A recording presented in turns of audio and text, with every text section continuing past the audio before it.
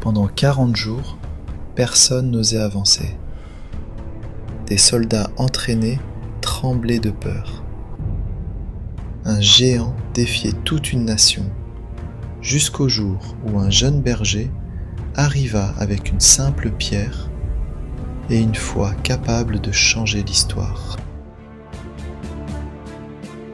Israël est paralysé. Le roi Saül a peur. Goliath humilie le peuple chaque jour. Personne ne croit qu'il est possible de gagner. Cette armée avait peur. Pas une peur ordinaire, une peur qui s'installe, qui ronge, qui paralyse. La peur du matin, la peur du soir, la peur de regarder en face ce qui semble impossible à vaincre. Le problème n'était pas seulement la taille de Goliath, mais la peur qu'il avait installée dans les cœurs. David, jeune, berger, oublié, pas soldat, pas impressionnant, rien qui ne donne envie d'y croire. Mais quelque chose vivait en lui que les autres n'avaient pas. Une proximité avec Dieu. Un courage qui ne venait pas des armes. Un homme qui avait déjà combattu seul. Les lions, les ours, la solitude des collines. Son intimité avec Dieu.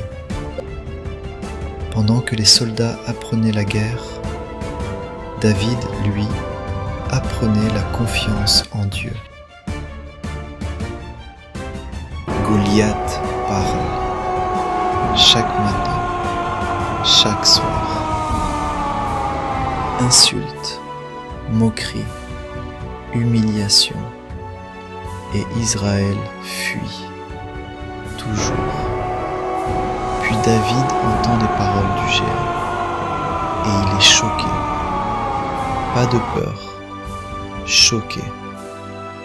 Comment personne ne se lève pour défendre le nom de Dieu. Tout le monde voyait un géant impossible à vaincre. David voyait un homme qui défiait le Dieu vivant. Son frère le méprise. Saül doute de lui. Personne ne croit en lui. Personne. Le rejet, le mépris, les regards qui disent « Qui es-tu pour croire que tu peux faire ça ?» Mais David répond avec calme, avec foi, pas avec arrogance, avec quelque chose de plus profond. Il sait ce que les autres ont oublié. Serious, tense. L'armure est trop lourde. David l'enlève. Il n'en a pas besoin.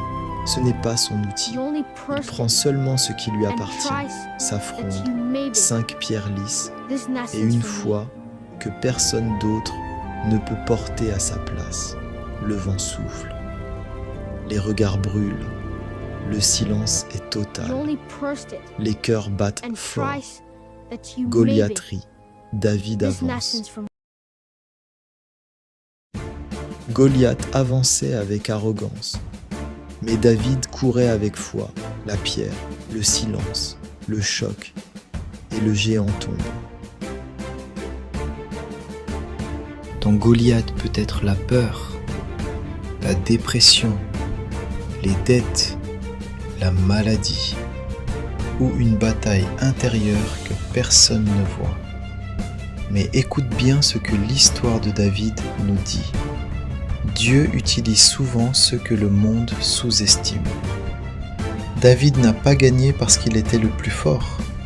Il a gagné parce qu'il savait que Dieu combattait avec lui. La peur paralysait toute une nation.